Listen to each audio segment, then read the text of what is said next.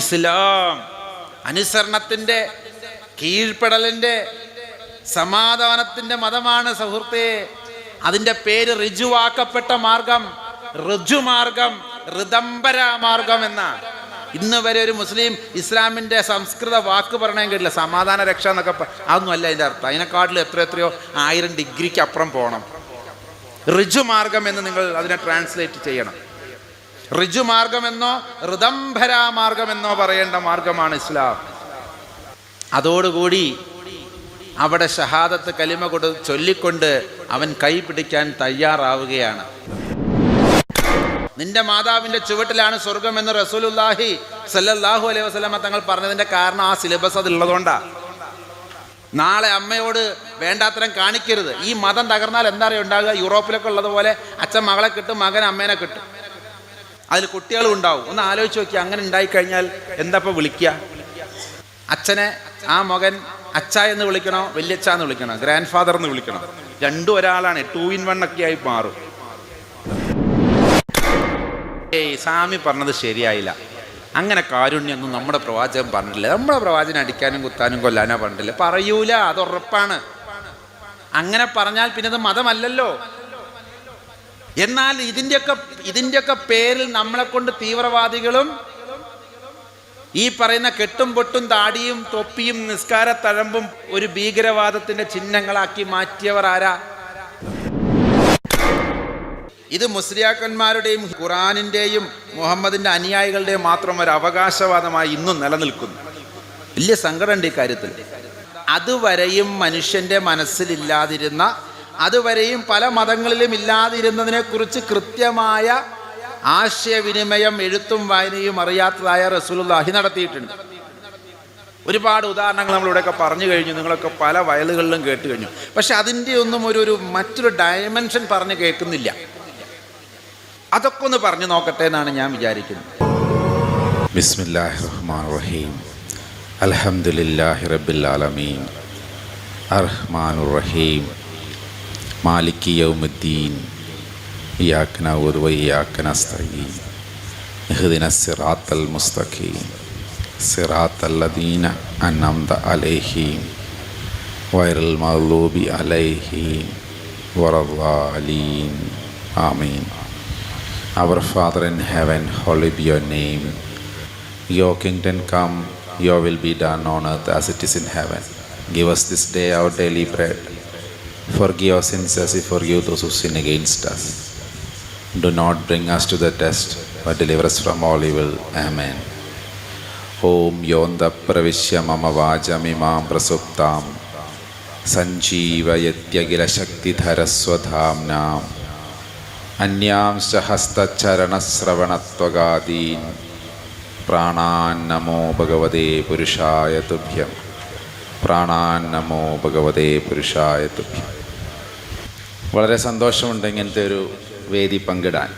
ആലപ്പുഴ ജില്ലയിലെ പൊന്നാട് എന്നൊക്കെ പറഞ്ഞ സ്ഥലത്ത് നടത്തപ്പെടുന്ന ഈ ഒരു വേദിയിലേക്ക് എന്നെ വിളിച്ച ഈ സംഘാടകർക്കൊക്കെ ആദ്യം തന്നെ നന്ദി പറയുന്നു. അതിന് ആയുസ്സും ആരോഗ്യവും ഒക്കെ നൽകിയ ഈശ്വരനോടും എല്ലാ അർത്ഥത്തിലും നന്ദി പ്രകാശിപ്പിക്കുകയാണ്.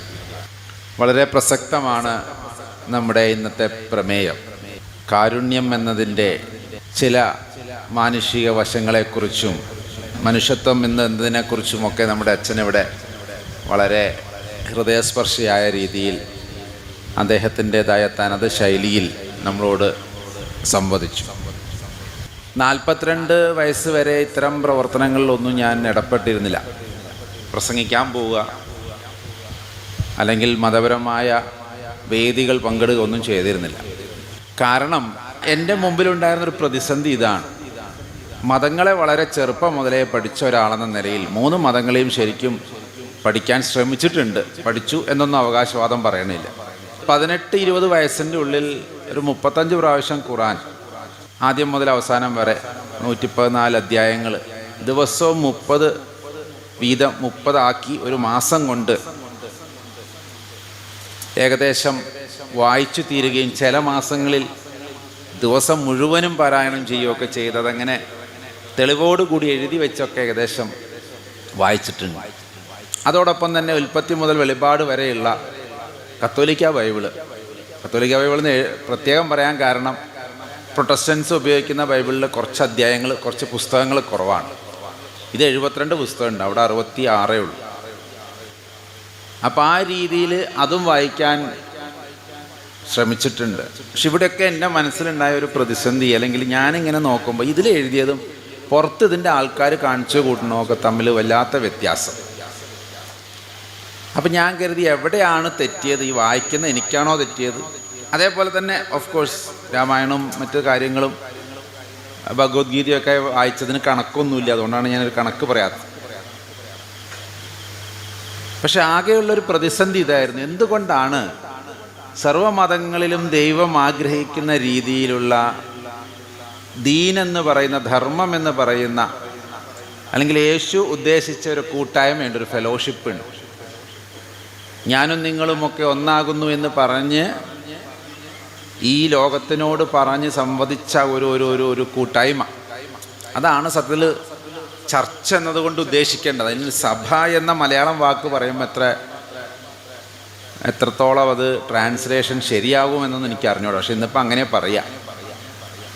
അദ്ദേഹം ഉദ്ദേശിച്ചത് അഗാപ്പെ എന്നൊക്കെ പറയുന്നതാണെന്നാണ് തോന്നുന്നത്. അഗാപ്പെ എന്ന ഗ്രീക്ക് വാക്കിൻ്റെ അർത്ഥം ഈ ഒരു സ്നേഹ കൂട്ടായ്മ എന്നുള്ളതാണ്.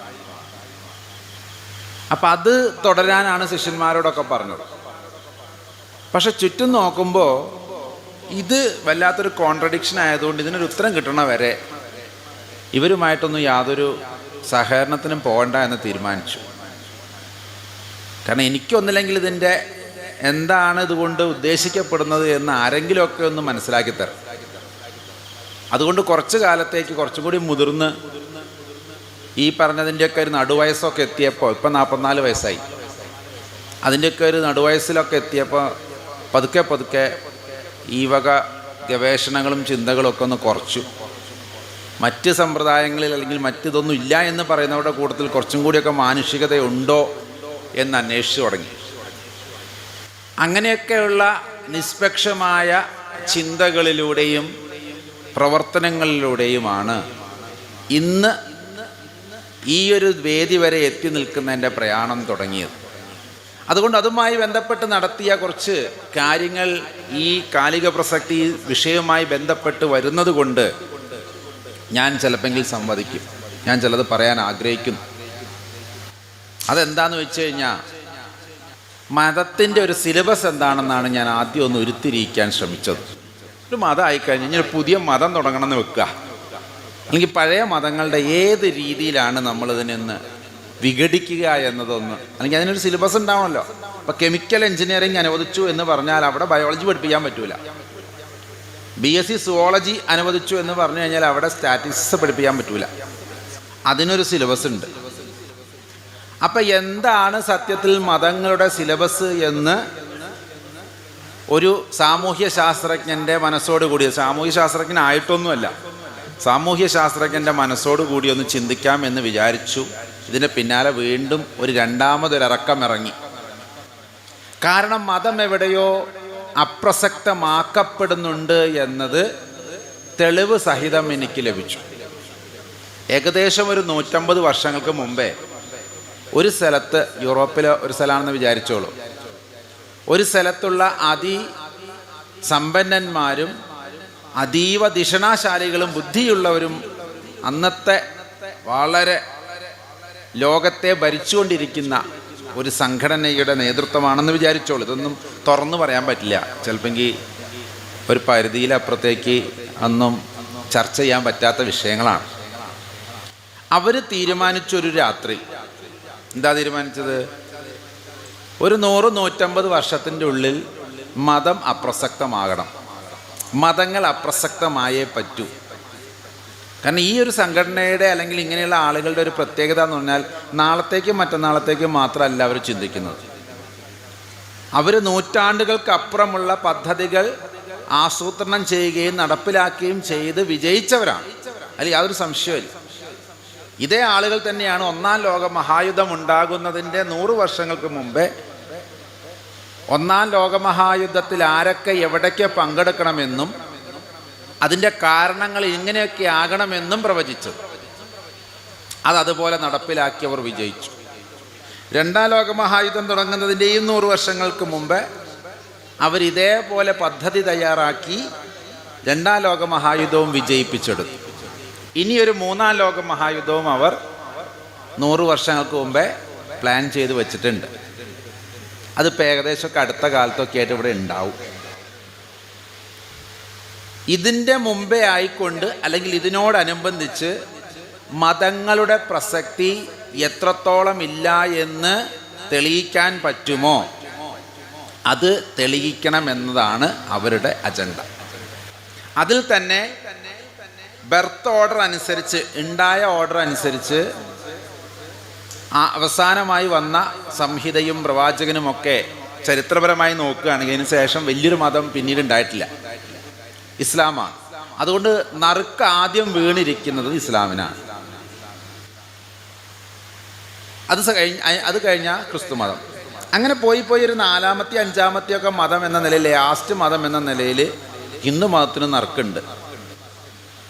ഇത് മുൻകൂട്ടി കണ്ടെത്തിയ, എൻ്റെ വീട്ടിൽ ഇത് പ്രതിരോധിക്കണം, അല്ലെങ്കിൽ എൻ്റെ സമുദായത്തിലെ മക്കൾക്ക് എൻ്റെ മതം പ്രസക്തമാക്കാൻ ഇനി എന്തു ചെയ്യണമെന്ന ഒരു ചിന്തയിൽ നിന്നാണ് ഞാൻ ഈ വേദികളൊക്കെ ഇങ്ങനെ പങ്കെടുക്കാൻ തുടങ്ങിയത്. കാരണം ഇത് എന്ന് എനിക്ക് വന്നിട്ടില്ല, പക്ഷെ നാളെ അത് വരും എന്നുള്ളത് ഉറപ്പാണ്. ഏതോ ഇങ്ങനെ രാഷ്ട്രീയക്കാരുടെ പ്രസംഗത്തിലൊക്കെ കേൾക്കുന്നുണ്ട്, ഏതോ കൂട്ടർ തേടി വന്നു. അപ്പം ഞാൻ പറഞ്ഞു ഞാനതിൽപ്പെട്ട ആളല്ലാത്തതുകൊണ്ട് എനിക്ക് വിഷമമൊന്നുമില്ല, ഞാൻ മിണ്ടാണ്ടിരുന്നു. കുറേ കഴിഞ്ഞപ്പോൾ അവർ വേറൊരു കൂട്ടരൊക്കെ തേടി വന്നു, അവരെ കൊന്നു തള്ളി. അപ്പോഴും ഞാൻ പറഞ്ഞു അതിൽ നമ്മൾ പെടുന്ന ആളല്ല, അതുകൊണ്ട് നമുക്ക് സേഫാണ്. അങ്ങനെ ഒരുപാട് കൂട്ടരെ ആ നാട്ടിൽ തേടി വന്നു. അവസാനം എന്നെയും തേടി വന്നു, അവസാനം അവർ ഞങ്ങളെയും തേടി വന്നു. ഈ ഉദാഹരണം മുമ്പിലുള്ളത് കൊണ്ട് തന്നെ ഇത് ഇസ്ലാമിൻ്റെ പ്രശ്നമല്ലേ, അത് അവരെങ്ങനെയൊക്കെ തീർക്കട്ടെ, എന്നിട്ട് അവർ അതെങ്ങനെ തീർക്കുന്നു എന്നതിൽ നിന്ന് പാഠം ഉൾക്കൊണ്ടുകൊണ്ട് 4ാമത്തെയോ 5ാമത്തെയോ തവണയിൽ കിടക്കുന്ന ഞങ്ങൾ പാഠങ്ങളൊക്കെ ഉൾക്കൊണ്ടുകൊണ്ട്, പിന്നെ അവസാനം ഒരു ഗുണമുണ്ട്, അവസാനം വരുമ്പോൾ ഞങ്ങൾ മാത്രമേ ഉണ്ടാവുള്ളൂ, ബാക്കിയൊക്കെ തകർന്നു തരിപ്പണാവും. അപ്പം അതൊരു നല്ല കാര്യമാണ് എന്ന് കരുതിയിരിക്കാതെ എന്താണ് ഈ സോഷ്യൽ ഡൈനാമിസത്തിൻ്റെ അല്ലെങ്കിൽ ഈ സോഷ്യൽ എൻജിനീയറിങ്ങിന് വേണ്ടി, ഇതിന് അവർ പറയുന്ന പേര് സോഷ്യൽ എൻജിനീയറിങ് എന്നാണ്. ഈ മലയാളത്തിൽ എൻജിനീയറിങ് എന്നുള്ളതിൻ്റെ ഒരു കറക്റ്റ് വാക്ക് എനിക്ക് കിട്ടിയില്ല, ഇവിടെ യോജിക്കുന്ന വാക്ക്, ഒരു സാമൂഹ്യ എൻജിനീയറിങ്. സത്യം പറഞ്ഞാൽ എല്ലാ പ്രവാചകന്മാരും, അമ്പ്യാക്കളും ഔലിയാക്കളും മുർസലീങ്ങളും അതേപോലെ തന്നെയുള്ള ഗുരുക്കന്മാരും ശ്രേണികളും ഇവിടെ ദൈവവും ഉദ്ദേശിച്ചത് സമൂഹത്തിൻ്റെ ഈ എൻജിനീയറിങ് തന്നെയാണ്. അതുകൊണ്ട് അവരും പറയണം ഞങ്ങൾ പോസിറ്റീവ് എൻജിനീയറിങ്ങിന് പകരം സോഷ്യലി നെഗറ്റീവ് എൻജിനീയറിങ് ഞങ്ങൾ നടത്തും. ഇതിനെക്കുറിച്ച് നമ്മളിപ്പോഴും അറിവ് കിട്ടിയിട്ടില്ല, വ്യക്തമായ തെളിവുകൾ അവർ നമുക്ക് തരുന്നില്ല. പക്ഷേ ഒന്ന് ആലോചിച്ച് നോക്കൂ. ഇപ്പോൾ ഒരു ഉദാഹരണം പറഞ്ഞാൽ നിങ്ങൾക്ക് പെട്ടെന്ന് മനസ്സിലാവും. ഇപ്പം എൻ്റെ മകൻ, എനിക്കൊരു മകനുണ്ടെന്ന് വിചാരിക്കുക. സന്യാസിമാർക്ക് സാധാരണ മക്കളൊന്നും ഉണ്ടാവാറില്ല, കല്യാണം കഴിക്കാത്തതുകൊണ്ട്. എന്നാലും ഞാൻ പറയാം, എനിക്കൊരു മകനുണ്ട് എന്ന് വിചാരിക്കുക. എൻ്റെ മകനൊരു സൂക്കേട് വന്നപ്പോൾ ഞാൻ ഒരു മരുന്ന് കണ്ടുപിടിച്ചു. അത് അവന് പുരട്ടി അല്ലെങ്കിൽ അവന് കൊടുത്തപ്പോൾ അവന് നല്ലോണം അത് മാറി. തൊട്ടടുത്ത് എൻ്റെ ശത്രുവിൻ്റെ വീടാണ്. ശത്രുക്കൾ സന്യാസിമാർക്കൊന്നും ഇല്ല കേട്ടോ, എന്നാലും ഞാൻ പറയാം, അങ്ങനെ ഉണ്ടെങ്കിൽ തന്നെ എൻ്റെ തൊട്ടടുത്ത വീട്ടിലെ ശത്രുവിൻ്റെ മകനും ഇതേ ലക്ഷണം ഉണ്ടെങ്കിൽ, ഒരല്പം മനുഷ്യത്വം എന്നെ ഉള്ളിലുണ്ടെങ്കിൽ ഞാൻ എന്ത് പറയും? എന്താ പറയുക? നമ്മളെ മോന് മാറിയടി, നീയെങ്കിലും കൊണ്ട് കൊടുക്കുക. മറ്റ് കച്ചറകളൊന്നും നമ്മൾ അഭിപ്രായ വ്യത്യാസങ്ങളൊന്നും നോക്കണ്ട.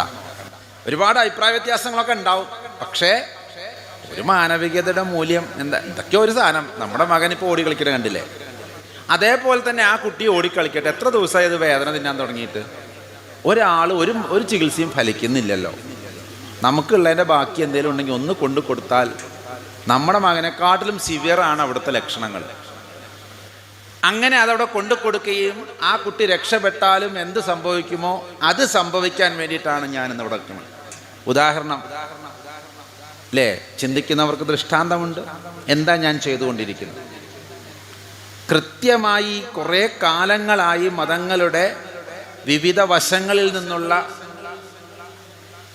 തത്വങ്ങളെ അത് വിഭാഗം തിരിഞ്ഞത് എത്രത്തോളം പോകാൻ കഴിയുമോ?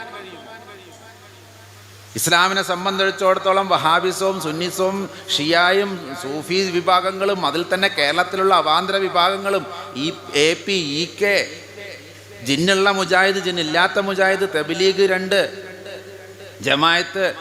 ജമായത്തെ ഇസ്ലാമി, അതിൻ്റെ പുറമെ അഹമ്മദിയാക്കൾ, ഖാദിയാനികൾ, അതൊന്നും ഇല്ലാത്ത അഹ്ലുൽ ഖുർആൻ്റെ ആൾക്കാർ, അതിൽ തന്നെ ചേകന്നൂർ, ഇവരുടെ ഒക്കെ കൂടെ എത്രത്തോളം ആഴത്തിൽ പോകാൻ പറ്റുമോ? 42 വയസ്സ് വരെ ഇതൊക്കെ തന്നെയായിരുന്നു മൊഴി. ഇനി അതേപോലെ തന്നെ ക്രിസ്തു മതത്തിലേക്ക് വന്നാലോ, കത്തോലിക്ക, അതിൽ തന്നെ 3 എണ്ണം: സീറോ മലബാർ, ലത്തീന്, സീറോ മലങ്കര. യാക്കോബ ഓർത്തഡോക്സ്, അതിപ്പോൾ അടി എല്ലാവരും ഉള്ളതുകൊണ്ട് ആ വാക്കുകൾ എല്ലാവർക്കും അറിയും. മർത്തോമ, ഇവാഞ്ചലിക്കൽ, ബെന്തക്കോസ് മുതൽ അതിൽ church of God, assemblies of God, പൂർണ്ണ സുവിശേഷ സഭ, പൂർണ്ണമല്ലാത്ത സുവിശേഷ സഭ എന്ന് പറഞ്ഞ് കുറേ യഹോവ സാക്ഷികൾ, ഇവാഞ്ചലിക്കൽ എന്ന് വേണ്ട ഇവരുടെ ഒക്കെ സിദ്ധാന്തങ്ങൾ. ഹിന്ദു മതത്തിലേക്ക് വരികയാണെങ്കിലോ അതിലും ഉണ്ട് ഒരുപാടെണ്ണം. അത് പിന്നെ എന്തായാലും എനിക്കറിയും എന്നുള്ളത് നിങ്ങൾക്ക് അറിയാവുന്നതുകൊണ്ട് ഞാനത് പറയുന്നില്ല. ഇതിനൊരു പരിഹാരം ഉണ്ടാവണം എന്നാണ് ആഗ്രഹിക്കുന്നത്. അപ്പോൾ നമ്മൾ കണ്ടെത്തിയ ഇതിന് പരിഹാരമാകും ഇതേ സോഷ്യൽ എഞ്ചിനീയറിംഗ് ടൂള് വെച്ചുകൊണ്ട് നമുക്ക് തിരിച്ചൊന്ന് വെച്ച് കഴിഞ്ഞാൽ ഇവിടെ ഒരു ലോക മഹായുദ്ധം ഒഴിവാക്കാം. മതങ്ങളെ തകർക്കുന്ന സ്വാഭാവിക പ്രക്രിയയിൽ നിന്ന് നമുക്ക് ഇത് മാറ്റിയെടുക്കാം. ഇനി എങ്ങനെയൊക്കെയാണ് ഇവരിത് സംവിധാനം ചെയ്തു വെച്ചിരിക്കുന്നതെന്ന് അറിയണ്ടേ? എന്തിനെയാണ് ഇസ്ലാമിനെ ഭയക്കുന്നതെന്നറിയോ? അവിടെയാണ് ഇന്നത്തെ പ്രസംഗം കുറച്ചൊന്ന് ഞാനൊന്ന് കോൺസെൻട്രേറ്റ് ചെയ്യാൻ ശ്രമിക്കുന്നു. ഇസ്ലാമിനെ ഭയക്കാൻ കാരണം താരതമ്യേന ഒരു പുതിയ മതമായതുകൊണ്ടും മുൻ മതങ്ങളെക്കാൾ കുറച്ചുകൂടി ഒരു കെട്ടുറപ്പ് അതിൻ്റേതായ സ്ഥാപന കാലം മുതൽ തന്നെ ഉള്ളതുകൊണ്ടും അതിന് കൃത്യമായ ചില ഫിഖ്ഹുകളും മസലകളും ഒക്കെ, അല്ലെങ്കിൽ അതിനൊരു ഒരു ഒരു ഒരു കാനോൺ ലോ പോലെ തന്നെ അതിൻ്റെ പ്രവാചകന്റെ കാലം മുതൽ തന്നെ രൂപപ്പെട്ടു വന്നിരുന്നു. വരമൊഴിയായിട്ടല്ലെങ്കിൽ പോലും വാമൊഴിയായിട്ടെങ്കിൽ. പിന്നീട് കാനോൺ ലോ ഒക്കെ കത്തോലിക്ക സഭയിലൊക്കെ വരുന്ന കുറേ നൂറ്റാണ്ടുകൾക്ക് ശേഷമാണ്. പക്ഷേ ഇവിടെ ആ കാലഘട്ടത്തോടനുബന്ധിച്ച് തന്നെ ഇതിനൊരു നിയതമായ സ്ട്രക്ചേർഡ് രൂപം വന്നതുകൊണ്ടും അത് നടപ്പാക്കപ്പെട്ടാൽ, ഈ ലോകത്തിൽ നടപ്പാക്കപ്പെട്ട് കഴിഞ്ഞാൽ, നേരത്തെ ഇവിടെ ഉദ്ധരിച്ചതായ ഒരു ഖുർആൻ വാചകമുണ്ട്: നാം നിങ്ങളെ, മുഹമ്മദെ, നിന്നെ അവതരിപ്പിച്ചിരിക്കുന്നത്, സല്ലല്ലാഹു അലൈഹി വസല്ലം, റസൂലുള്ളാഹിയെ അവതരിപ്പിച്ചിരിക്കുന്നത് ഈ ഭൂമിയുടെ കാരുണ്യത്തിന് വേണ്ടിയിട്ടാണ്. ഈ കാരുണ്യത്തിന് വേണ്ടിയിട്ടല്ലാതെ നിന്നെ ഞാൻ അവതരിപ്പിച്ചിട്ടില്ല. ഇതൊരു ഇസ്ലാമിക പരിപ്രേക്ഷ്യത്തിൽ ഇതിങ്ങനെ വിശ്വസിക്കപ്പെടും. ഒരർത്ഥത്തിൽ എല്ലാ പ്രവാചകന്മാരും ആ കാലഘട്ടത്തിലെ കാരുണ്യങ്ങളായിരുന്നു, അതിൽ യാതൊരു സംശയവുമില്ല. പക്ഷെ ലോകത്തിലേക്ക് ഇനി ഒരു സംവിധാനത്തെ വന്നില്ലെങ്കിൽ പോലും പരമമായ അവസാനത്തെ ഒരു കാരുണ്യം എന്ന നിലയിൽ മുഹമ്മദിനെ അവതരിപ്പിച്ചുവോ? ഇതൊരു അവകാശം മാത്രമായിട്ട് ഇന്നും അവശേഷിക്കുന്നതിൻ്റെ കാരണം എന്താ അറിയോ? നമ്മുടെയൊക്കെ പ്രബോധന രീതികൾ കൊണ്ടാണ്, മതം അവതരിപ്പിച്ച രീതി കൊണ്ടാണ്. ഇത് മുസ്ലിയാക്കന്മാരുടെയും പിന്നെ എന്താ പറയുക, ഖുറാനിൻ്റെയും മുഹമ്മദിൻ്റെ അനുയായികളുടെയും മാത്രം ഒരു അവകാശവാദമായി ഇന്നും നിലനിൽക്കുന്നു. വലിയ സങ്കടമുണ്ട് ഈ കാര്യത്തിൽ. ഇത് സർവ്വലോകത്തിനും വേണ്ടിയിട്ടുള്ളതാണെന്ന് തോന്നിപ്പിക്കത്തക്ക രീതിയിൽ ഇത് മുന്നോട്ട് കൊണ്ടുപോയാൽ വലിയ സോഷ്യൽ എഞ്ചിനീയറിംഗ് വിപ്ലവങ്ങൾ ഇവിടെ നടക്കും. എന്തുകൊണ്ട്? കാരുണ്യത്തിൻ്റെ നിറകുടങ്ങളായിരുന്നു സർവ പ്രവാചകന്മാരും എന്ന് പറയുന്നതോടൊപ്പം റസൂലുള്ളാഹി മുഹമ്മദ് നബി സല്ലല്ലാഹു അലൈഹി വസല്ലമ തങ്ങൾ അതിന് ഒരു മകുട ഉദാഹരണം തന്നെയാണ്. കാരണം എന്താ? അതുവരെയും മനുഷ്യൻ്റെ മനസ്സിലില്ലാതിരുന്ന, അതുവരെയും പല മതങ്ങളിലും ഇല്ലാതിരുന്നതിനെക്കുറിച്ച് കൃത്യമായ ആശയവിനിമയം, എഴുത്തും വായനയും അറിയാത്തതായ റസൂലുള്ളാഹി നടത്തിയിട്ടുണ്ട്. ഒരുപാട് ഉദാഹരണങ്ങൾ നമ്മളിവിടെയൊക്കെ പറഞ്ഞു കഴിഞ്ഞു, നിങ്ങളൊക്കെ പല വയലുകളിലും കേട്ട് കഴിഞ്ഞു. പക്ഷെ അതിൻ്റെ ഒന്നും ഒരു മറ്റൊരു ഡയമെൻഷൻ പറഞ്ഞ് കേൾക്കുന്നില്ല. അതൊക്കെ ഒന്ന് പറഞ്ഞു നോക്കട്ടെ എന്നാണ് ഞാൻ വിചാരിക്കുന്നത്. ഒരു ഉദാഹരണം: അയൽവാസി പട്ടിണി കിടക്കുമ്പോൾ നമ്മളിൽപ്പെട്ടവരല്ല, തിന്നുന്നവൻ നമ്മളിൽപ്പെട്ടവനല്ല. അതുകൊണ്ട് നമ്മൾ എന്ത് ചെയ്യും? നോമ്പുകാലം വരുമ്പോൾ 1 കിലോ കരിയൊക്കെ കൊണ്ട് കൊടുക്കും. അതിൻ്റെ കൂട്ടത്തിൽ കുറച്ച് ഡാൽഡ, നെയ്യ്, ജാതിപത്രി, ഏലക്ക, ഗ്രാമ്പു, ഇതോടുകൂടി നമ്മളത് കഴിഞ്ഞു. കാരണം അയൽവാസി അന്ന് ഏത് പെരുന്നാൾ ദിവസം മാത്രം ഭക്ഷണം കഴിക്കാതിരിക്കൂല, അതെന്തായാലും കിട്ടും. നമ്മുടെ ഉത്തരവാദിത്തം കഴിഞ്ഞു. ഈ പട്ടിണി എന്നതുകൊണ്ട് എന്തൊക്കെയാണ് ഉദ്ദേശിക്കപ്പെട്ടത്? വയറിനുള്ള പട്ടിണി മാത്രമല്ല, ശാരീരികവും മാനസികവും ആധ്യാത്മികവുമായ എന്തിനേറെ കല്യാണം കഴിക്കാൻ പോലും അല്ലെങ്കിൽ സൃഷ്ടികർമ്മത്തിൽ പങ്കെടുക്കാൻ വേണ്ടി മനുഷ്യനെ സൃഷ്ടിച്ച ദൈവത്തിൻ്റെ സൃഷ്ടിപരതയിൽ പങ്കെടുക്കാൻ കഴിയാത്ത സാമ്പത്തികം ബുദ്ധിമുട്ടുള്ളതിനും ദാരിദ്ര്യം എന്നാ പറയേണ്ടത്, പട്ടിണി എന്ന് തന്നെയാണ് പറയേണ്ടത്. അതുകൊണ്ട് ഒരു അങ്ങനെയുള്ളവർ നമ്മിൽപ്പെട്ടവനല്ല എന്ന് പറയാൻ, അതെന്താ പറയുക, ഞാൻ ഇത്ര ആഴത്തിൽ പറയാൻ കാരണം, ഒരു നിയമം പറയുമ്പോൾ അത് ചെയ്താലുള്ള ഗുണം, ചെയ്യാഞ്ഞാലുള്ള ശിക്ഷ, അത് രണ്ടും പറയണം, എന്നാലും ഒരു നിയമമാവും. ഞാൻ പറയാം ആ മൈക്ക് തൊട്ടാൽ ഞാൻ കാട്ടിത്തരാം, ഇതൊരു നിയമമല്ല.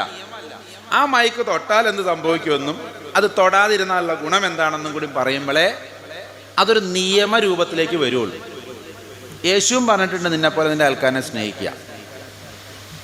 ഈ അച്ഛനൊക്കെ പറഞ്ഞ കേട്ടാൽ നമുക്കറിയാം, നിന്നെപ്പോലെ നിൻ്റെ അയൽക്കാരനെ പോയിട്ട് നിന്നെപ്പോലെ നിൻ്റെ മക്കളെ സ്നേഹിക്കാൻ പറ്റാത്ത കാലമാണ്.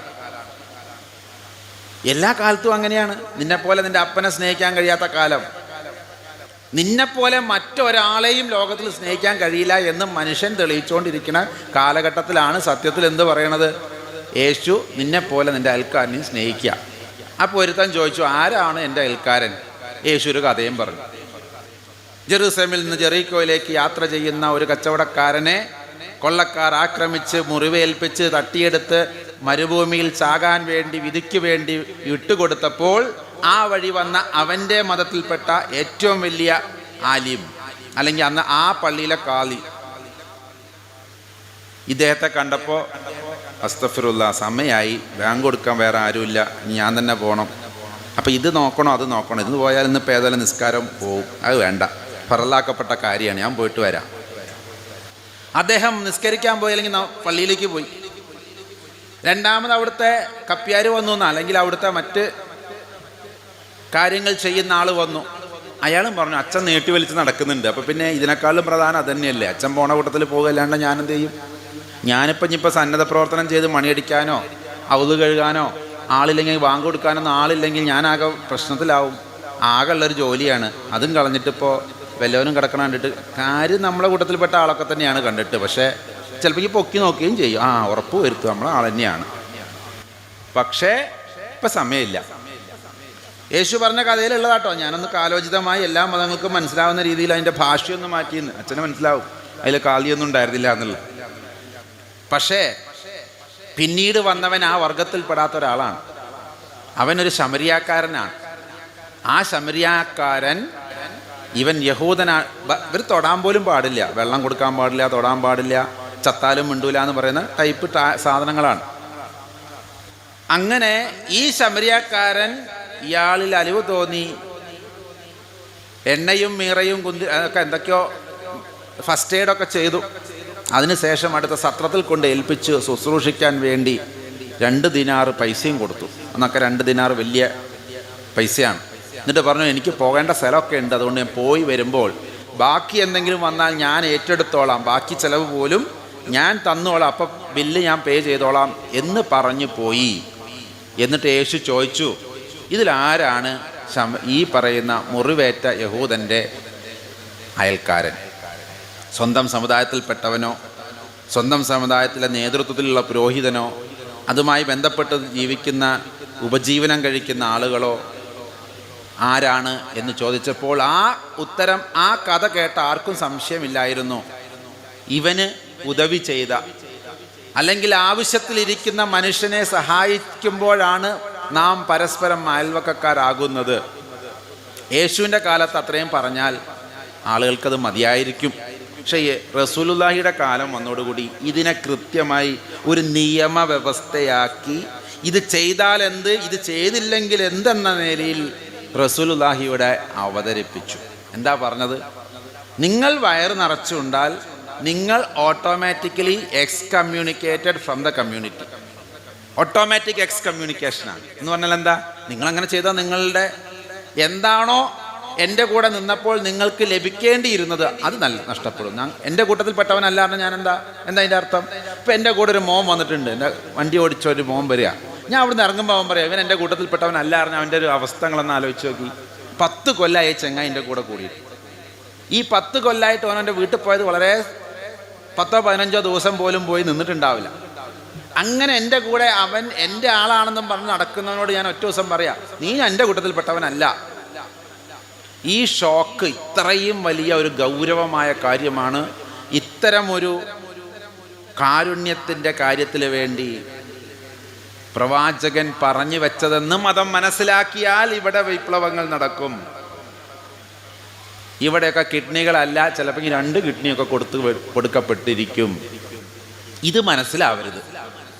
അതുകൊണ്ട് ഇങ്ങനെയൊക്കെ ഇങ്ങനെ ഒരു ചടങ്ങിന് വേണ്ടി പലതൊക്കെ സംഘടിപ്പിക്കുക, ചടങ്ങിന് വേണ്ടി പള്ളിയിൽ പോവുക. വെള്ളിയാഴ്ച ദിവസം ഇപ്പം പുറത്തു കൂടെ കണ്ടു കഴിഞ്ഞാൽ എന്താടാ നീ പള്ളിയിൽ പോയില്ലേ എന്ന ചോദ്യം ഭയന്നിട്ട്, അല്ലെങ്കിൽ ഞായറാഴ്ച ദിവസം കടയുള്ള ദിവസമാണ്, വിശുദ്ധന്മാരുടെയും മറ്റു ദിവസങ്ങളിലും കട ഉണ്ട്, ആ കട ഉള്ള ദിവസം പള്ളിയിൽ പോകാണ്ട് നിൽക്കുമ്പോൾ എന്താടാ പോകാത്തത് എന്നുള്ള പേടി ചോദ്യത്തിൻ്റെ പേരിൽ പോവുക. ഇങ്ങനെയൊക്കെ ആക്കി മതത്തെ നിലനിർത്തി. റസൂലുള്ളാഹി പറഞ്ഞൊരു കാര്യമുണ്ട് ഇവിടെ പറഞ്ഞത്, 40 വീട് എന്നാണ് പറഞ്ഞത്. ഞാൻ അത് മനസ്സിലാക്കിയിടത്തോളം 40 വീട് മുന്നോട്ടും 40 വീട് പുറകോട്ടും 40 വീട് തെക്കോട്ടും വടക്കോട്ടും, ഇങ്ങനെ 4 ദിക്കുകളിലുമുള്ള 40 വീടുകൾ വീതം എന്നാണ് ഞാൻ മനസ്സിലാക്കി. തെറ്റിയിട്ടുണ്ടെങ്കിൽ നിങ്ങൾ തിരുത്തുക. ഒന്ന് ആലോചിച്ച് നോക്കൂ, ഇത്രയും 160 വീടുകളുടെ ഭക്ഷ്യ സുരക്ഷ ഇന്നത്തെ ആധുനിക കാലഘട്ടത്തിൽ ഇന്ത്യയിൽ അധിവസിക്കുന്ന അല്ലെങ്കിൽ കേരളത്തിലുള്ള മുസ്ലിങ്ങൾ ഏറ്റെടുത്താൽ എന്താ അവിടെ സംഭവിക്കുക അറിയോ നിങ്ങൾക്ക്? ഇവിടെ റേഷൻ സംവിധാനങ്ങൾ ഇല്ലാണ്ടാവും. ഇവിടെ പിന്നെ കാരുണ്യ പ്രവർത്തനത്തിനൊരു സോഷ്യൽ വെൽഫെയർ ഡിപ്പാർട്ട്മെൻറ്റ് കേരളത്തിലോ കേന്ദ്രത്തിലോ ഉണ്ടാകാതെയാകും. ഭക്ഷ്യസുരക്ഷ മൈക്രോ ലെവലിൽ, അങ്ങനെയൊക്കെയാണല്ലോ ആധുനിക ഭാഷ, മൈക്രോ ലെവലിൽ ഗ്രാസ് റൂട്ട് ലെവലിൽ എത്ര പ്രാവശ്യം എന്നറിയോ? 40 വേണ്ട, 4 പേരുടെ ഉത്തരവാദിത്തം മുഹമ്മദ് കുഞ്ഞി സാഹിബ് ഏറ്റെടുത്തു കഴിഞ്ഞാൽ, അങ്ങനെ ഓരോ ഇസ്ലാമും 160 ഞാൻ അവകാശപ്പെടുന്നു, അദ്ദേഹം പറഞ്ഞത് 40 എന്നാണ്. ഞാൻ വീണ്ടും റിഡക്ഷൻ തന്ന് 4 പേരെ ഇവിടെ ഇരിക്കുന്ന ഓരോ മുസ്ലിമിൻ്റെയും കാരുണ്യത്തിന് വേണ്ടി വിട്ട് കഴിഞ്ഞാൽ വെറും 5 വർഷം കൊണ്ട് കേരളത്തെ 10 പ്രാവശ്യം ദാരിദ്ര്യ വിമുക്തമാക്കാമെന്ന കണക്ക് കൂട്ടി നോക്കിയാൽ അത് ഭയങ്കര ഭീമമാണ്. പണ്ടൊരു രാജാവ് ചതുരംഗം കളിച്ച കഥയുണ്ട്. ഇതിൻ്റെ ഒരു കഥ പെട്ടെന്ന് നിങ്ങൾക്ക് മനസ്സിലാവും. ഇവിടെ അമ്പലപ്പുഴയിൽ ഏതൊരു രാജാവ് ഉണ്ടായിരുന്നു അത്രേ, അയാൾക്ക് വലിയ ചതുരംഗം ഈ ചെസ്സ് കളിക്കുന്ന 64 കളിയിൽ ചെസ്സ് കളിക്കുന്ന ഒരു പരിപാടിയാണ്. എനിക്ക് അറിഞ്ഞുകൂടാ അത് കളിയൊന്നും, ചില കളികളൊന്നും നമുക്കറിയില്ല, ആവശ്യമില്ലാത്തതുകൊണ്ടാണ്. അപ്പോൾ ഇയാളെടുത്തൊരു ദരിദ്ര ബ്രാഹ്മണൻ വന്നിട്ട് ചോദിച്ചു, നമുക്കൊന്ന് ചതുരംഗം കളിച്ചാലോ? രാജാവ് സമ്മതിച്ചു. കാരണം രാജാവ് തോക്കൂല എന്നുള്ളതാണ് അതിൻ്റെ ഒരു രീതി, അല്ലെങ്കിൽ രാജാവ് തോക്കാൻ പാടില്ല. അയാൾ വളരെ കോൺഫിഡൻസോട് കൂടി കളിച്ചോളാൻ പറഞ്ഞു. ജയിച്ചാൽ എന്ത് തരും, തോറ്റാൽ എന്ത് തരും എന്നൊക്കെ പന്തയം വെക്കണമല്ലോ. അപ്പോൾ തോറ്റാലൊന്നും തരണ്ടെന്ന് പറഞ്ഞു രാജാവ്. കാരണം ഈ ബ്രാഹ്മണൻ്റെ അടുത്ത് നിന്ന് എന്ത് മേടിക്കാനാ? തോറ്റാൽ, ഞാൻ ജയിച്ചാൽ നീ എന്നെ ഒന്നും തരണ്ട, നീ അങ്ങ് പൊക്കോ. പക്ഷെ ബ്രാഹ്മണൻ പറഞ്ഞു, ഞാൻ ജയിച്ചാൽ എനിക്ക് 1 മണി അരി ഒന്നാമത്തെ കളിയിൽ തരണം. 1 മണി അരി ഒരു ഒന്നാമത്തെ കളിയിലോ? അതിനിപ്പോൾ എന്താ? അല്ല അങ്ങനെയല്ല, പിന്നെ അതിൻ്റെ അടുത്തതിൽ ഇരട്ടി തരണം. 1, 2, 2, ഓ, പിന്നെ 3, 4, ഓ, അതല്ലേ ഉള്ളൂ. കളി തുടങ്ങി ഗംഭീര കളി നടത്തി. അവസാനം നമ്മുടെ രാജാവ് അങ്ങോട്ട് തോറ്റു. രാജാവ് തോറ്റോടുകൂടി കളി മാറി. രാജാവ് പറഞ്ഞു, ഏതായാലും നാണക്കേടായി, ഏതെല്ലാം ചെറുക്കന് അരി കൊടുത്ത് വിട്. എടാ നിൻ്റെ ആ ചിരട്ടയോ എന്താ നിൻ്റെ കയ്യിലുള്ള ആ ചിരട്ടയോ സഞ്ചിയോ ഒക്കെ എടുത്തിട്ട് വായോ, നമുക്ക് അരി അളക്കാമെന്ന് പറഞ്ഞു. അപ്പോൾ ചെക്കൻ പറഞ്ഞു ആയിക്കോട്ടെ. ആദ്യത്തെ കളിയിൽ 1 മണി വെച്ചു, രണ്ടാമത്തെ കളിയിൽ 2 മണി വെച്ചു, അത് 4 ആയി, 4, 8 ആയി, 8, 16 ആയി, 16, 36 ആയി, അങ്ങനെ പോയി കുറച്ച് കഴിഞ്ഞാൽ ഈ ഒരു കളി കഴിയുമ്പോൾ തന്നെ അത് അളവായി. പിന്നെ രണ്ടാമത്തെ കളി അളവെങ്കിൽ പിന്നെ ചാക്കായി, 1000 ചാക്ക്. പിന്നെ 1000 ചാക്ക്, രണ്ടാമത്തെ ചാക്ക് വെക്കണമെങ്കിൽ അടുത്ത കളിയിൽ എത്ര വെക്കണം? 2000 ചാക്ക്. അതും വെച്ചപ്പോൾ പിന്നെ അടുത്ത കളിയിൽ എത്ര വെക്കണം? 4000 ചാക്ക്. 4000 ചാക്ക് പിന്നെ എത്ര ആകണം? 8000. ഇങ്ങനെ പോയി അവസാനം അയാളുടെ രാജ്യത്തെ എല്ലാ അളന്നതുമായ എല്ലാതും കൊടുത്തിട്ട് ഈ 64ാമത്തെ കള്ളി തികയ്ക്കാൻ പറ്റിയില്ല എന്നൊരു കഥയുണ്ട്. ഇത് ഗൂഗിളിൽ അടിച്ചു നോക്കിയാൽ ഇതിൻ്റെ ഈ ഗുണനപ്പട്ടിൽ കിട്ടും. അതെനിക്ക് പറയാനറിയില്ല, അത്രയും വലിയൊരു സംഖ്യയാണ്. ഈ കളിയാണ് സത്യത്തിൽ റസൂലുള്ളാഹി ഉദ്ദേശിച്ചത്. ഒരാൾ ഒന്ന് ഏറ്റെടുക്കുക. അപ്പം നമുക്ക് എത്ര ചെറുതാണെന്നാണ് തോന്നുന്നത്. ഒരാളെ ഏറ്റെടുത്ത് 4 ആളെ ഏറ്റെടുത്താൽ 40 ആളെ ഏറ്റെടുത്താൽ 160 ആൾക്കാരെ ഏറ്റെടുത്താൽ അൽഹംദുലില്ലാ നല്ലതാ. പക്ഷെ ആർക്കും കഴിയും തൻ്റെ സമുദായത്തിൽ പെടാത്ത ഒരു 4 പേരെ സ്പോൺസർ ചെയ്യാൻ. അടുത്തത് ഇപ്പോൾ കുഞ്ഞു മുഹമ്മദ് സാഹിബിൻ്റെ തൊട്ടടുത്ത ആൾ കുഞ്ഞു മുഹമ്മദ് സാഹിബിനെ ഒന്നും അല്ലേ ഏറ്റെടുക്കേണ്ട കാര്യമില്ല, കാരണം അദ്ദേഹം അതിലും വലിയ മുതലാളിയാണ്. അപ്പം അങ്ങോട്ടും ഇങ്ങോട്ടുള്ള ഏറ്റെടുക്കലല്ലാതെ അതിൻ്റെ അപ്പുറത്തേക്കൊരു ഓരോരുത്തരുടെ അക്കൗണ്ട് ഒരു 4 ആളുടെ അക്കൗണ്ടുമായിട്ടൊക്കെ ഒന്ന് ബന്ധിച്ച് നിങ്ങൾ ഈ കളി ഒന്ന് കളിച്ചു നോക്കി. ഈ പറഞ്ഞതുപോലെ ട്രില്യൻസ് ആൻഡ് ട്രില്യൻ എന്നൊക്കെ അതിന് പറയും. മലയാളത്തിനൊക്കെ അതിന് ദശലക്ഷം എന്നൊക്കെ പറയേണ്ടി വരും. അത്രയും മൊബിലൈസേഷൻ നടക്കുന്ന ഒരു ഫോർമുല 1400 വർഷങ്ങൾക്ക് മുമ്പേ, അല്ലെങ്കിൽ 1494 വർഷങ്ങൾക്ക് മുമ്പേ ഈ ഭൂമിയിൽ ഭൂജാതനായ ഒരു മഹാനിൽ നിന്ന് നമുക്ക് ലഭിച്ചിട്ട് നമ്മളിപ്പോഴും ബിരിയാണിക്കുള്ള കിറ്റാ കൊടുക്കുന്നത്. ഏത് 2-3 വിഭാഗങ്ങൾ ഉള്ളത് കൊണ്ട് അരിയുടെ എണ്ണം അല്ലേ? നിങ്ങൾ ആലോചിച്ച് നോക്കിയ ഒരു വിഭാഗം മാത്രമേ ഒരു നാട്ടിലുള്ളൂ എങ്കിൽ എന്താ അതിൻ്റെ പ്രശ്നം? ഏതെങ്കിലും പുഴുത്ത് നാറിയ 1 കിലോ അരി കൊടുക്കും, കാരണം വേറെ ആരും ചോദ്യം ചെയ്യാനില്ലല്ലോ. ഇതിപ്പോൾ നല്ല അരി മേടിച്ചു കൊടുത്താൽ നമ്മൾ പുറത്ത് വിടൂല, നമ്മൾ എത്ര കൊടുക്കണേന്ന്.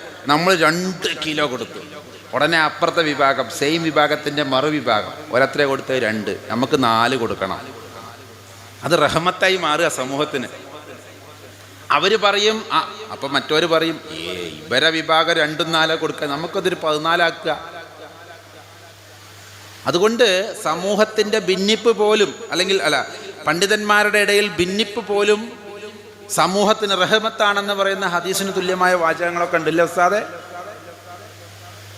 ഇഖ്തിലാഫുൽ അഇമ്മത്തി റഹ്മത്തുൻ ലിലുമ്മ അല്ലേ? അങ്ങനെയല്ലേ അതിൻ്റെ അർത്ഥം? യെസ്. അത് സമൂഹത്തിന് എന്താക്കി മാറ്റണം?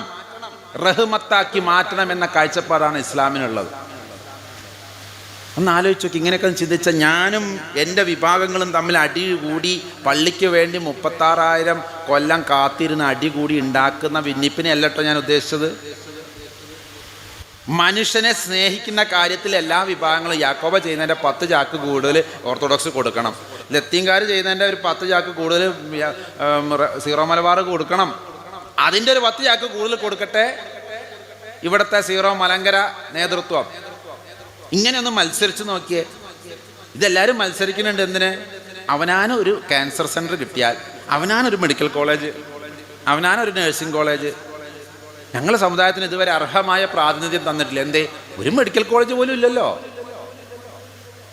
അപ്പോൾ ഓരോരുത്തർക്കും മെഡിക്കൽ കോളേജ്, അതും ഒരു തരം എന്താ പറയുക, ഇപ്പം ഞാനും നാളെ മെഡിക്കൽ കോളേജിലൊക്കെ പോയി കിടക്കേണ്ടി വന്നു കഴിഞ്ഞാൽ അതൊന്നും വെറുപ്പിച്ച് ഇപ്പോഴേ വെക്കണില്ല. അതുകൊണ്ട് അതൊക്കെ നല്ലതാണ്, എന്തെങ്കിലുമൊക്കെ നടക്കട്ടെ. ഏതായാലും മതം ഇങ്ങനെയല്ല.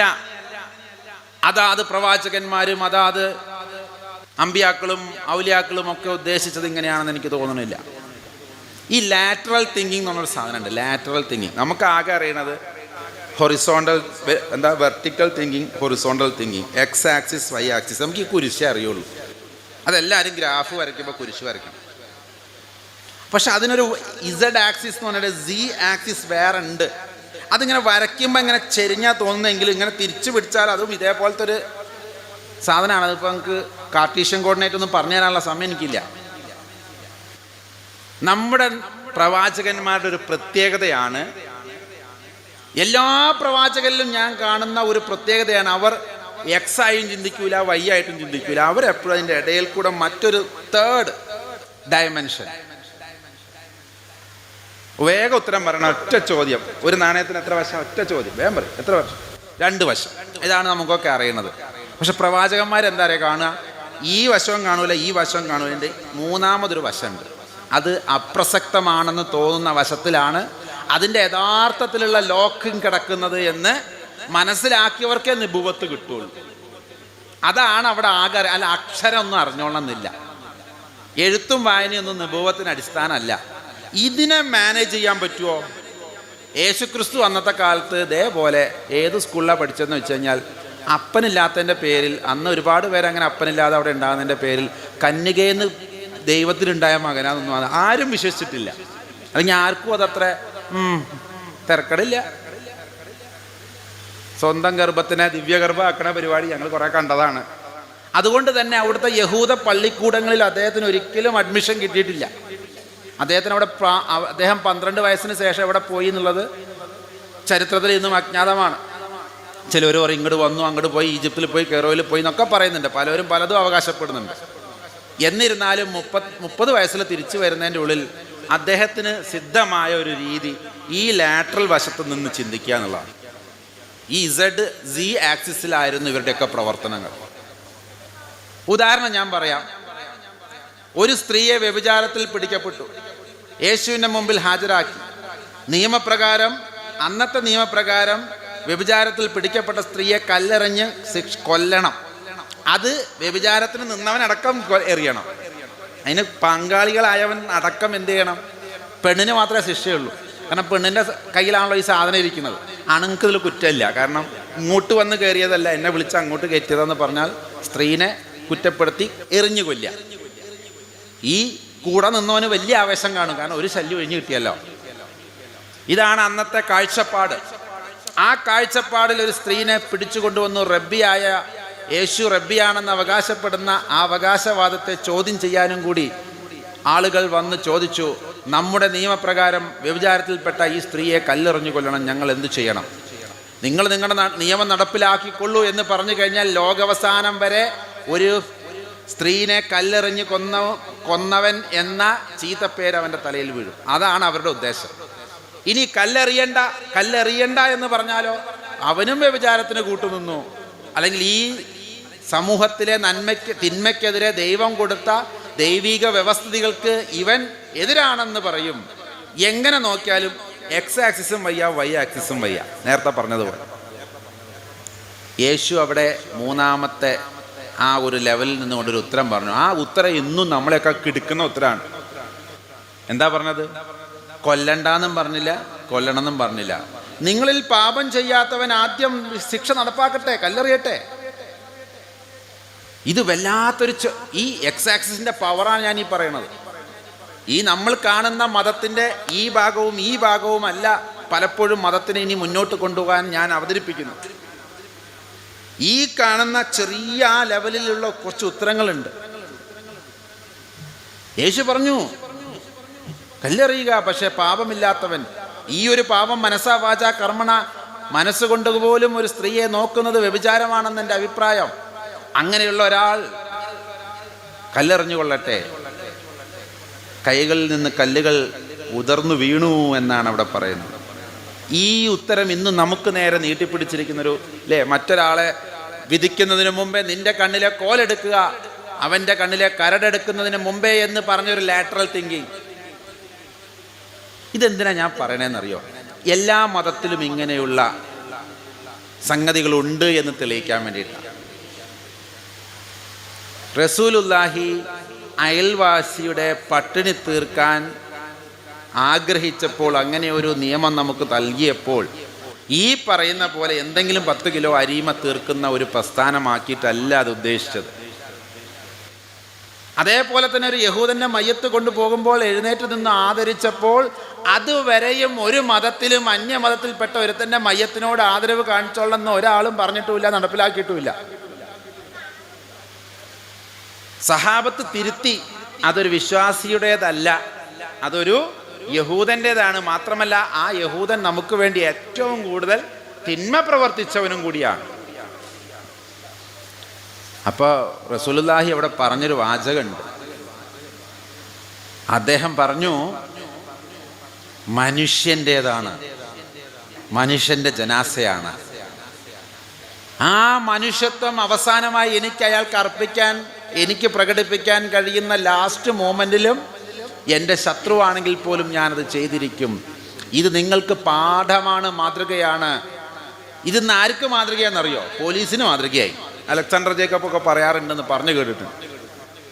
പോലീസുകാർ ആരെ കണ്ട് മരിച്ചു കിടക്കണം കണ്ടു കഴിഞ്ഞാലും, വെടിവെക്കാൻ വന്നവൻ ചത്ത് കിടക്കണം കണ്ടു കഴിഞ്ഞാൽ തൊപ്പി ഊരി ഒന്ന് ആദരിക്കും. അത് കേരള പോലീസിലും അങ്ങനെ ഒരു സമ്പ്രദായം വന്നത് 1494 വർഷങ്ങൾക്ക് മുമ്പ് ഈ ഭൂമിയിൽ കാരുണ്യമായി അവതരിച്ച, ഇവിടെ പ്രബോധനം നടത്തിയ മുഹമ്മദ് നബി സല്ലല്ലാഹു അലൈഹി വസല്ലമ തങ്ങളിൽ നിന്നാണ്. അഭിമാനമുണ്ടാകണം. അപ്പോഴാണ് സർവ്വലോകത്തിനും അനുഗ്രഹമാകുന്നത്. അല്ലാതെ ഒരു അവകാശവാദം പറഞ്ഞിട്ട് എന്താ കാര്യം? അവകാശം ആർക്കും പറഞ്ഞൂടെ? ഞാൻ നാളെ പുതിയ അവകാശവാദങ്ങളായിട്ട് എനിക്ക് വരാം, കുറേ പേരത് ഏറ്റെടുക്കാനുണ്ടാവും. ആ രീതിയിലൊക്കെ സൂക്ഷ്മതയുള്ള മതത്തിൻ്റെ അനുയായികളാകുമ്പോഴാണ് നേരത്തെ പറഞ്ഞ മതം അപ്രസക്തമാക്കാൻ വേണ്ടി 150 അല്ല 1500 കൊല്ലം മുമ്പേ കച്ച കെട്ടി ഇറങ്ങിയാലും ഒരു ചുക്കും ഇവിടെ സംഭവിക്കൂല. കാരണം ഇത് നിലനിർത്താൻ അള്ളാഹുവിന് ബാധ്യതയുണ്ട്. ദൈവത്തിൻ്റെ മതം നിലനിർത്താൻ നല്ലോണം അറിയാം. പക്ഷെ ഒരു കാര്യമുണ്ട്, ഇതിനൊക്കെ ഗ്ലാനി സംഭവിക്കും, അല്ലെങ്കിൽ ഇതിനൊക്കെ മങ്ങൽ സംഭവിക്കും എന്നുള്ളത് എല്ലാ മതത്തിലും പറയുന്നുണ്ട്. അതുകൊണ്ടാണല്ലോ ഇടയ്ക്കിടയ്ക്ക് ആളുകളെ ഓർമ്മപ്പെടുത്തലുകാരെ ദൈവം ഇങ്ങനെ വിടുന്നത്. എന്നാൽ മലക്കുകളെ ഇത് ഏൽപ്പിച്ചിരുന്നു എങ്കിൽ ഇതിൻ്റെ ആവശ്യമുണ്ടായിരുന്നില്ല. അവർ 50 നേരം എന്നല്ല 50,000 നേരം വേണമെങ്കിൽ സുജൂദ് ചെയ്യാൻ അവർ തയ്യാറാണ്. കാരണം അവർ ഉണ്ടാക്കപ്പെട്ടിരിക്കുന്ന ദൈവം പോലുള്ള അവരുടെ പ്രകാശത്തിൽ നിന്നാണ്.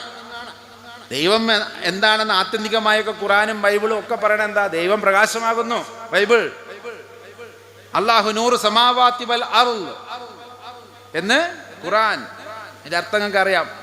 വാനലോക ഭൂമി ലോകങ്ങളുടെ ഒക്കെ പരമമായ പ്രകാശമാകുന്നു അല്ലാഹു. ഇവിടെ പരം ജ്യോതി എന്നൊക്കെയാണ് ഹിന്ദു മതക്കാര് ജ്യോതി, പരംപൊരുൾ, പരം ജ്യോതി എന്നൊക്കെയാണ്. അതിൻ്റെയൊക്കെ ഒരു അംശം എടുത്തിട്ടാണ് സത്യത്തിൽ മലക്കുകൾ ഉണ്ടാക്കിയിരിക്കുന്നത്. പക്ഷേ ദീൻ നിലനിർത്തേണ്ടുന്ന ചുമതല അവർക്ക് ഏൽപ്പിക്കപ്പെട്ടിട്ടില്ല. അതുകൊണ്ടാണ് ആ സൃഷ്ടിപ്പിൻ്റെ സമയത്ത് അള്ളാഹുവും ലൂസിഫറും അല്ലെങ്കിൽ ഈ പറയുന്ന മാലാഖിയുമായി നടത്തിയൊരു സംഭാഷണം ഖുറാനിൻ്റെ അല്ലെങ്കിൽ ഇസ്ലാമിക ലോകത്തൊക്കെ നമ്മൾ കേട്ട കഥയിൽ എന്താണ്? അദ്ദേഹം പറഞ്ഞു, ഞാൻ മണ്ണിൽ നിന്ന് ചെളിയിൽ നിന്ന് മനുഷ്യനെ സൃഷ്ടിക്കാൻ പോവുകയാണ്. സത്യത്തിൽ ആ മാലാഖയുടെ ആത്മാർത്ഥതയാണ് എനിക്ക് അവിടെ കാണാൻ കഴിയുന്നത്. അദ്ദേഹം ചോദിച്ചു, എന്തിനാണ് ഞാൻ അങ്ങനത്തെ ഈ പച്ച ചെളിയിൽ നിന്ന് വൃത്തികെട്ട ജന്തുവിനെ ഉണ്ടാക്കുന്നത്? ഈ വൃത്തികെട്ട ജന്തുവിനെ എന്തിനുണ്ടാക്കണം? ഞങ്ങൾ പോരാഞ്ഞിട്ടോ? ആരാധിക്കാൻ ഞങ്ങളോളം ഇവന് കഴിയുമോ? ഇവനൊക്കെ എപ്പോൾ 50 ആക്കാണെന്ന് പറഞ്ഞ് നടക്കണ കൂട്ടത്തിലാണ് അല്ലേ? ആ കൂട്ടത്തിൽപ്പെട്ടവനെയാണ് നിങ്ങൾ ഏൽപ്പിക്കുന്ന നിങ്ങളുടെ ആരാധന. നിങ്ങളുടെ ദീൻ നിലനിർത്താൻ ഇവരെയാണോ പറഞ്ഞു വിടുന്നത്? എന്താ നിങ്ങളുടെ ഉദ്ദേശം? അങ്ങനെയാണല്ലോ ചോദിക്കുക. നമ്മളോട് തന്നെ ചില കുട്ടികൾ ചോദിക്കുക, എന്താ നിങ്ങളുടെ ഉദ്ദേശം? അപ്പം ഈ ഉദ്ദേശശുദ്ധിയെ ചോദ്യം ചെയ്തു എന്ന അതപകേടാണ് സത്യത്തിൽ അനുസരണക്കേടാണ്. ആദ്യത്തെ ദൈവത്തിനെ അനുസരിച്ചില്ല. എന്നിട്ട് തീ കൊണ്ടുണ്ടാക്കിയവനോട് പറയാ, മണ്ണ് കൊണ്ടുണ്ടാക്കിയ ഈ നശിച്ച വൃത്തികെട്ട ജീവിനെ നമസ്കരിക്കാൻ, ദൈവത്തെ മാത്രം അനുസരിക്കണമെന്ന ആദ്യത്തെ മതത്തിൻ്റെ അടിസ്ഥാനമാണ് ലാ ഇലാഹ ഇല്ലല്ലാഹ്.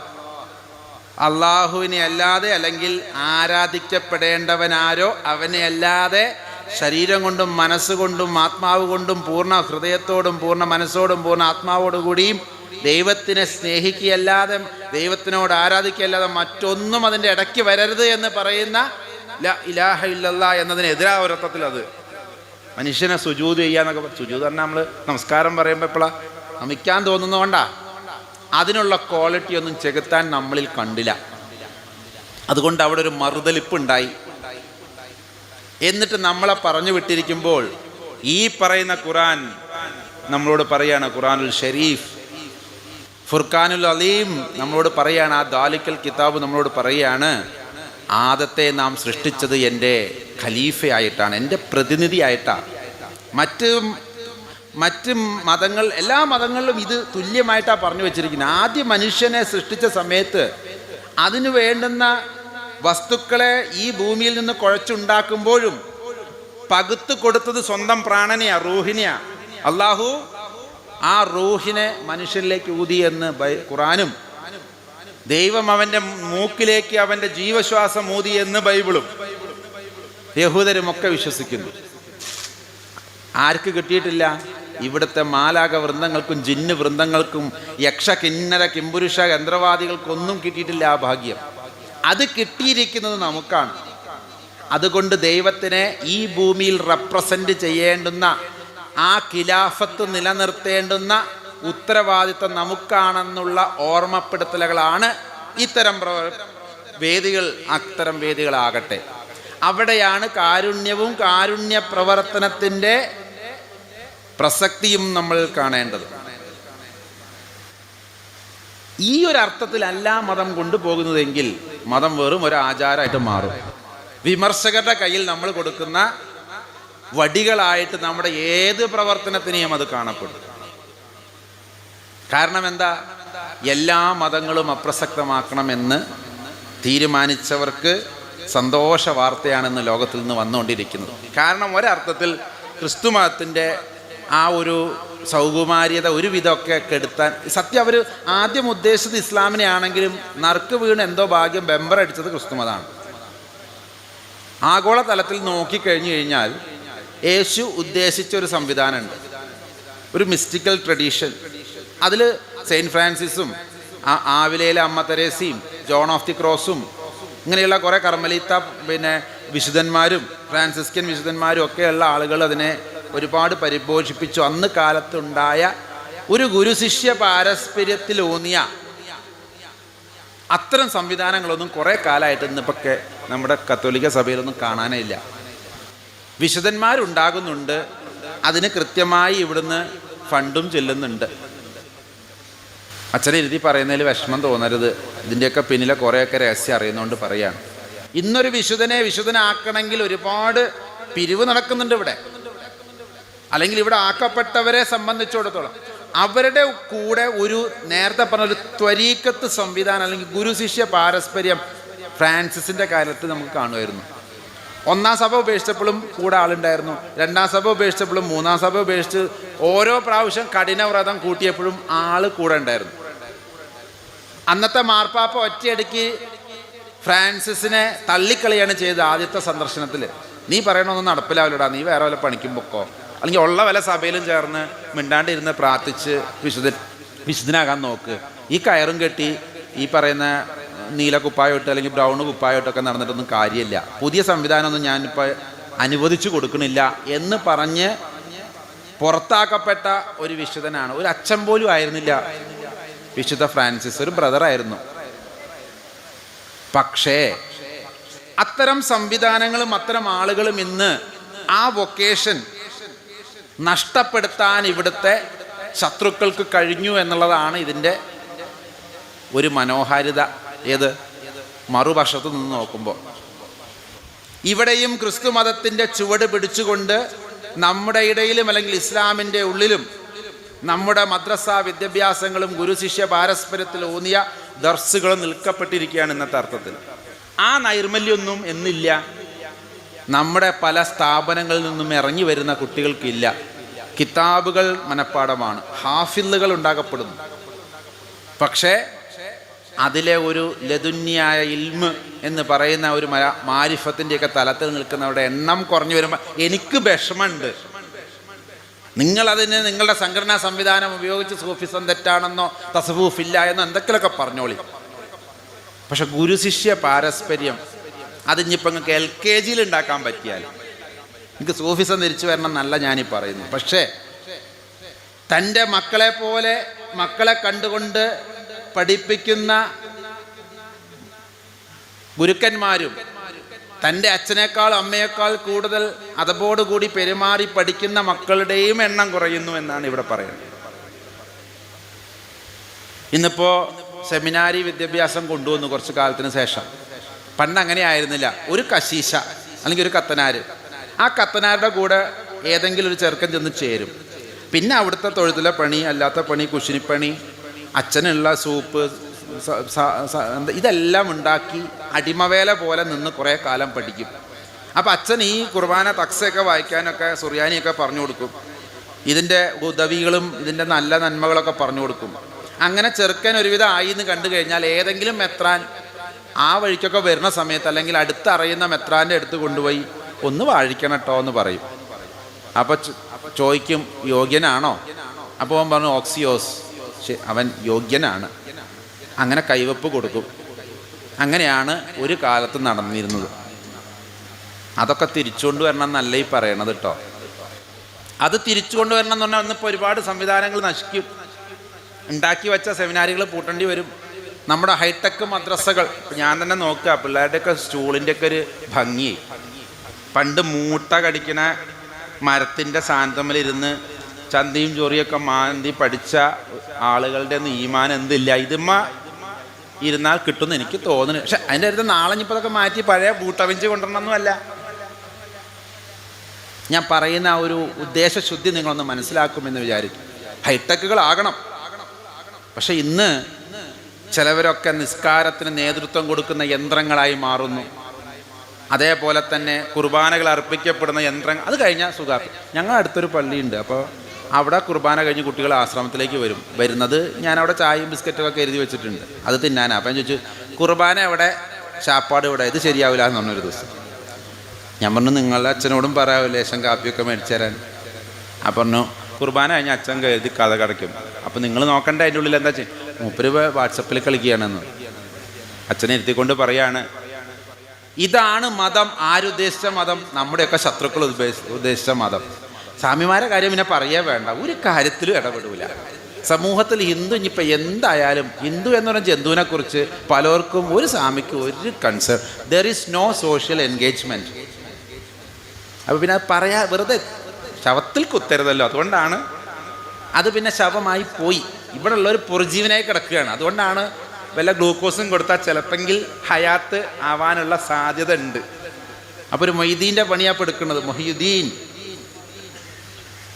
ദീനിനെ ഹയാത്താക്കി സേവ് ചെയ്ത് അടുത്ത തലമുറയിലേക്ക് കൊടുക്കുന്നതിൽ ഞാനും പങ്കുകാരനാകട്ടെ എന്നാണ് ദൈവത്തിനോട് ഞാൻ കരാർ ഏറ്റെടുത്തത് എന്നാണ് എനിക്ക് തോന്നുന്നത്.